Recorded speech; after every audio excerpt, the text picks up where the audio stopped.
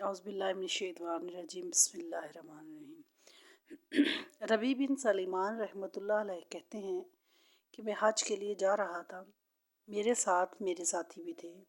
जब हम कूफा पहुँचे तो वहाँ ज़रूरियात सफ़र ख़रीदने के लिए बाज़ारों में घूम रहा था कि देखा कि एक वीरान सी जगह में एक खच्चर मरा हुआ था और एक औरत जिसके कपड़े बहुत पुराने वसीदा से थे चाकू लिए हुए उसके गोश्त के टुकड़े काट काट कर एक ज़ंबील में रख रही थी।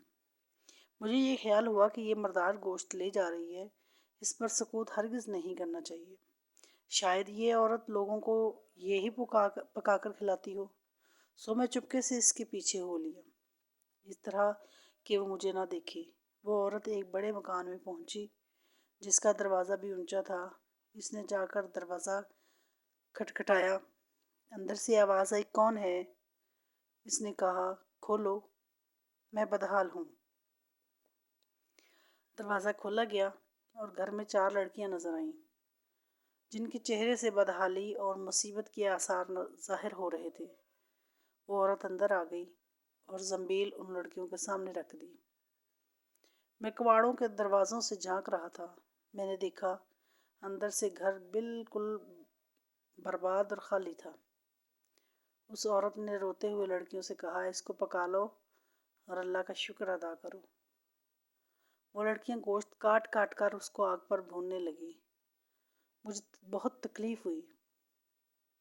मैंने बाहर से आवाज़ दी, ए अल्लाह की बंदी, अल्लाह के वास्ते इसको ना खाओ।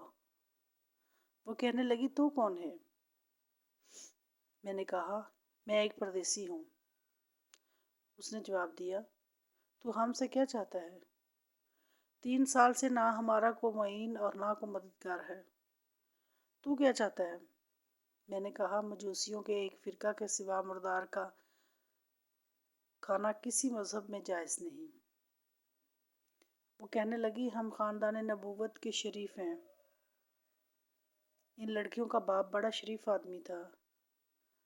वो अपने ही जैसे उससे इनका निकाह करना चाहता था, लेकिन नौबत ना आई। उसका इंतकाल हो गया। जो तरका इसने छोड़ा था वो सब ख़त्म हो गया। हमें मालूम है कि मर्दार खाना जायज़ नहीं, लेकिन इस तरार में जायज़ होता है। हमारा 4 दिन का फाका है। रबी कहते हैं, इसकी हालात सुनकर मैं बेचैन हो गया और अपने साथियों से आकर कहा, मेरा तो हज का इरादा नहीं रहा।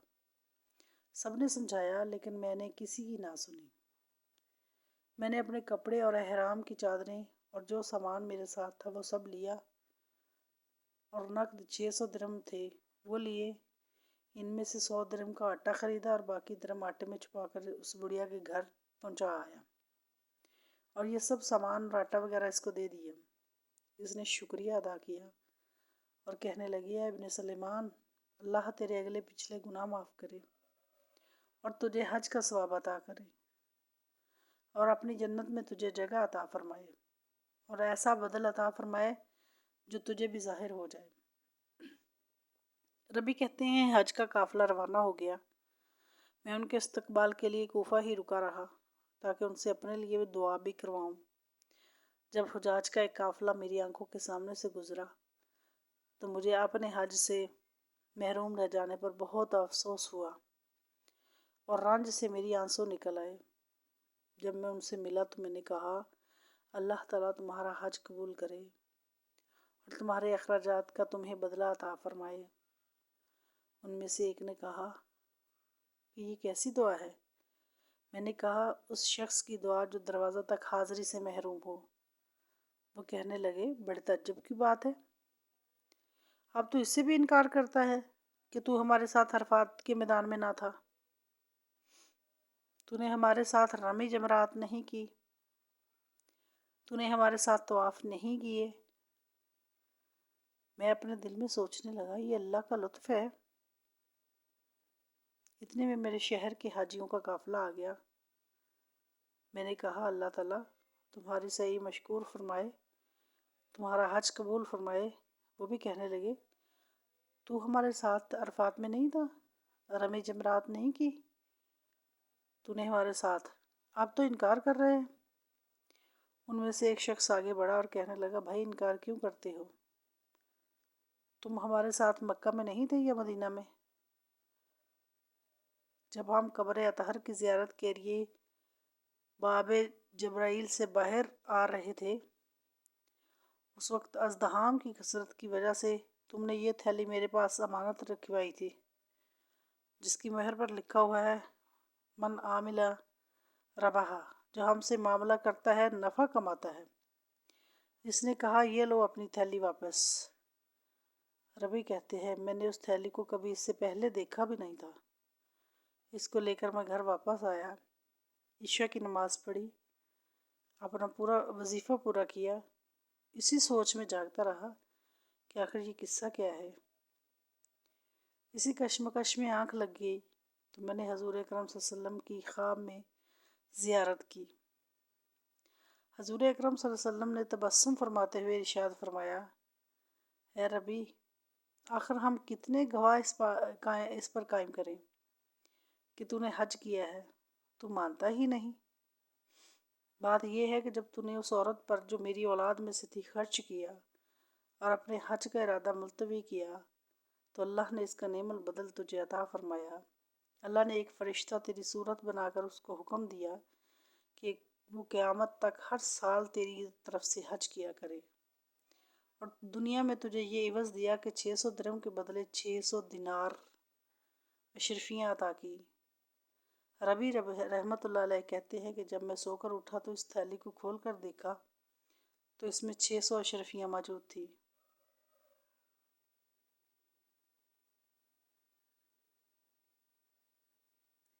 ابراہیم بن اسحاق کوتوال بغداد کہتے ہیں کہ میں نے خواب میں دیکھا کہ حضور نبی کریم صلی اللہ علیہ وسلم فرما رہے ہیں کہ قاتل کو قید خانے سے رہا کر دے۔ بیدار ہونے پر میں نے معلوم کیا کہ قید خانے میں کیا کوئی قتل کرنے والا ملزم ہے؟ معلوم ہوا کہ اس کو میرے سامنے پیش کیا گیا۔ میں نے اس سے احوال بیان کرنے کو کہا۔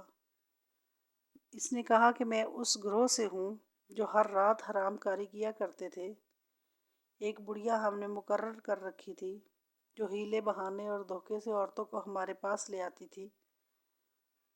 ایک روز ایک نہایت خوبصورت حسینہ کو لائی جس نے نہایت عاجزی سے کہا کہ میری عصمت کو داغدار نہ کرو، میں سیدانی ہوں۔ میرے نانا حضرت محمد صلی اللہ علیہ وسلم اور ماں حضرت فاطمہ الزہرا رضی اللہ عنہا ہیں۔ اللہ کے واسطے مجھے پناہ دو، اس بڑھیا نے مجھے دھوکہ دیا ہے۔ میرے دل پر اس کی باتوں کا اثر ہوا، مگر میرے ساتھی بگڑ گئے اور کہنے لگے تو ہم کو فریب دے کر اس کو حاصل کرنا چاہتا ہے۔ میں نے انہیں بہت سمجھایا، مگر جب دیکھا کہ وہ اس حسینہ کی عزت و آبرو لوٹنے پر تلے ہوئے ہیں تو میں نے ان کا مقابلہ کیا۔ چھری میرے ہاتھ میں تھی اور میں زخمی ہو گیا، لیکن اس شیطان کو جو اس لڑکی کی عصمت دری پر دھار کھائے بیٹھا تھا قتل کر ڈالا۔ میں نے اس لڑکی کو اشارہ کیا، وہ ہمیں لڑتا ہوا دیکھ کر چپ چاپ چلی گئی۔ شور و غل سن کر لوگ جمع ہو گئے۔ خون آلود چھری میرے ہاتھ میں اور ایک لاش دیکھ کر سپاہی مجھے گرفتار کر کے لے گئے۔ کوتوال نے یہ واقعہ سن کر ملزم سے کہا کہ اللہ تعالیٰ اور رسول اللہ صلی اللہ علیہ وسلم کی راہ میں نے تجھ کو رہا کر دیا۔ اور اس کے بعد اس ملزم نے توبہ کی اور وہاں سے چلا گیا۔